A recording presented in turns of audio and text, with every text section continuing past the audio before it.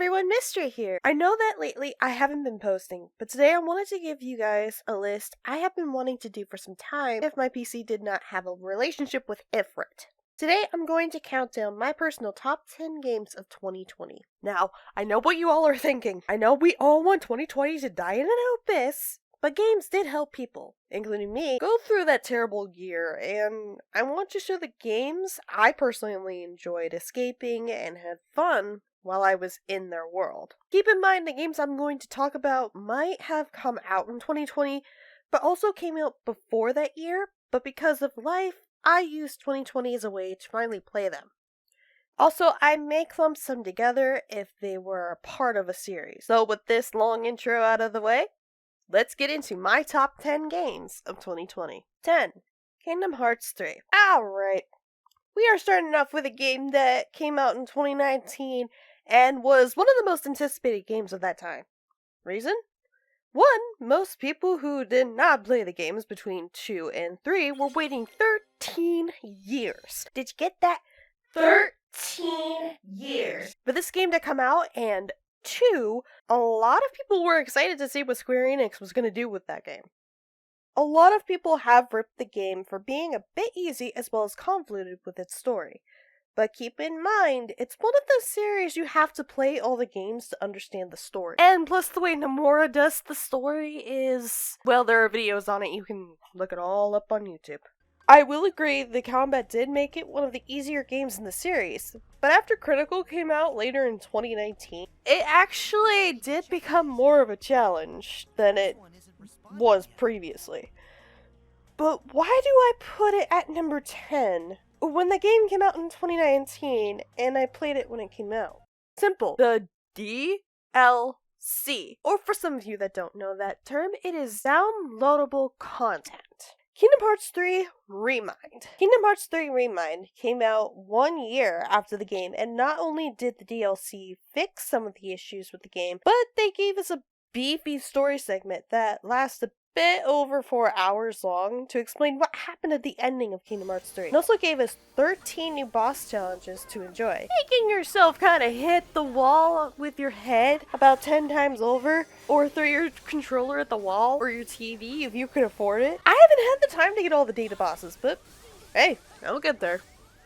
One day. 9. Animal Crossing New Horizons. Okay, so when this game came out, the world, or in my case the USA, everyone was scrambling to stay home more and have more time with games, or anything. So, alongside Doom Eternal, another game that came out in that same time frame, Animal Crossing for the Switch came out at the right time. And everyone, including me, had a great time making an island to our liking, join the people on our island, and just enjoy. Having a time relax and just escape the fires that was the year. I love coming back time after time just to sit back, fish, and just enjoy making myself look happy. She's so cute. 8. Bloodstained Ritual of the Night. This is not the first game I have played that was from a Kickstarter campaign. That honor goes to Shantae, half Genie Hero. But this game was really hyped up by some of my pals, and one of my favorite creators, some call me Johnny. Bloodstained was published by 505 Games, and the game was inspired by the Castlevania series. Well, Symphony of the Night mostly. Maybe because Symphony's assistant director, Koji Igarashi, was the one to bring the game to life. Now, I have never played a Castlevania game in my life, so does Bloodstained do it for me to finally try the series? Yes! Yes, it actually does. It's so much fun just exploring the castle, taking my time to hit enemies with my sword, boots, whips. And I love the character you play, Miriam, who is great to customize at times. I recommend this game because it's fun and it actually makes me want to try Castlevania. 7. Code Vein. Who loves Dark Souls? Who loves anime? Well, congrats, you can have both in Code Vein. Having my own creative character to enjoy and a story somewhat similar to vampires? I still enjoy this game, even with multiple playthroughs on my PlayStation 4, and even on Steam. But I still enjoy this game, and I love the challenges. So if only I can get through Bloodborne that same way. Great story in my mind, great gameplay, and awesome customization has me coming back for more. 6. Phantasy Star Online 2. Okay, so this is the more older game than what I have talked about so far. Phantasy Star Online 2 came out in 2012 in Japan. Bam! In 2020, Sega finally decided to give us a dubbed version of the game on PC and Xbox One, and everyone was excited. I decided to give it a try when it first came out on the Microsoft Store, but the Microsoft Store hated my old PC so much they kept deleting the game and had me re-downloading the game just to find the dead files in a hidden file of my computer that was over 400 gigabytes worth. Apparently I wasn't the only one. I was so happy it came out on Steam, and it does not have that issue as severely as the Microsoft Store, from what I've heard. It's still a fun game, and I can't wait for New Genesis, and have fun with everyone. I'm out on ship 2. When you see me, come say hi. 5. Final Fantasy VII Remake. Alright, this was one of the most anticipated remakes I have ever seen, only because the original Final Fantasy VII was what got a lot of people into the series. So how was Square going to take a game that was 3 discs long on a PlayStation 1 and make it look great, and how they did the story? Simple.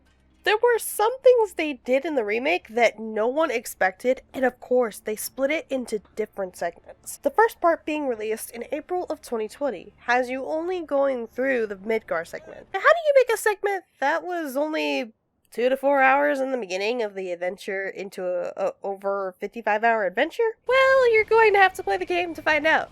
You won't be disappointed. 4. Among Us. Alright, who's ready to work in space with your friends? Among Us came out in 2018, but it really exploded in 2020. Picture this. You have friends online. You don't have many cheap games to play with your friends on your computer or your mobile phone. Then you guys discover Among Us. You get these tasks that you have to do and work on the ship, but then if your body is found, your friends discuss who did it, like Clue mixed with Werewolf, according to my friend Luna. Links to her Twitch down below. It's a fun game to enjoy, especially with friends. 3. Xenoblade Chronicles Definitive Edition. Alright, another remaster, but one that I was looking forward to, actually, since it originally came out on the Wii back in 2010. Wow, this game is going to be 11 years old soon!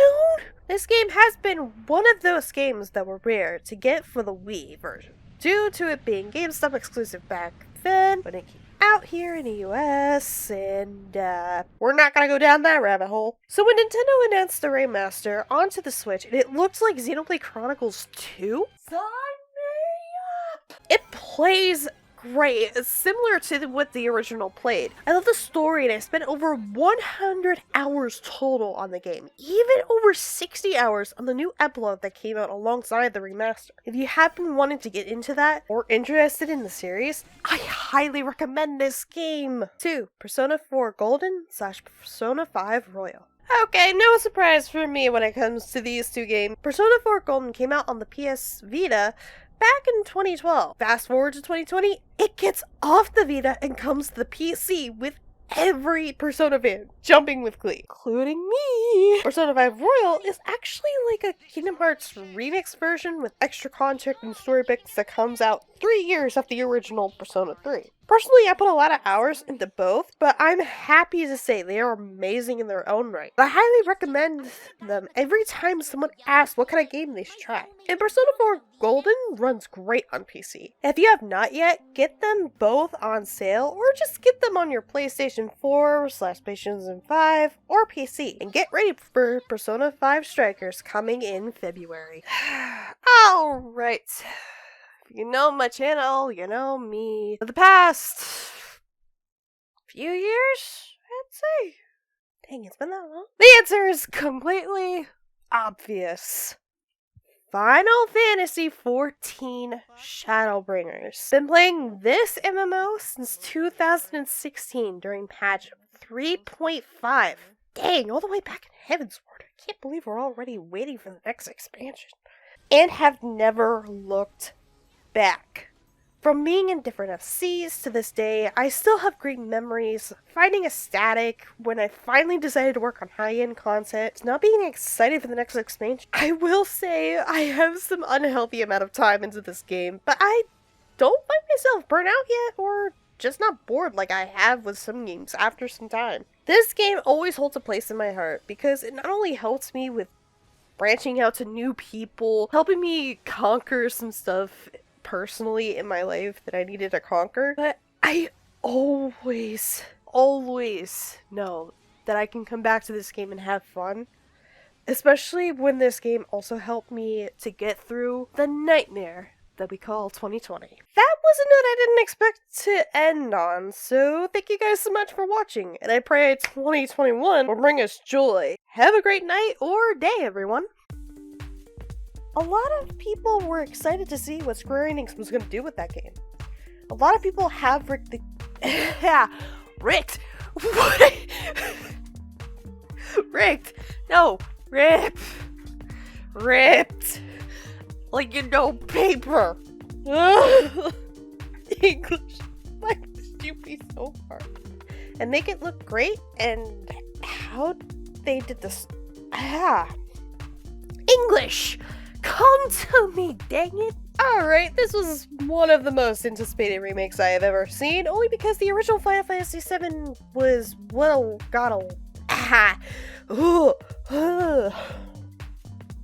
English. Breathe. Everyone was scrambling to escape. Steak. Gosh darn it, I want a steak.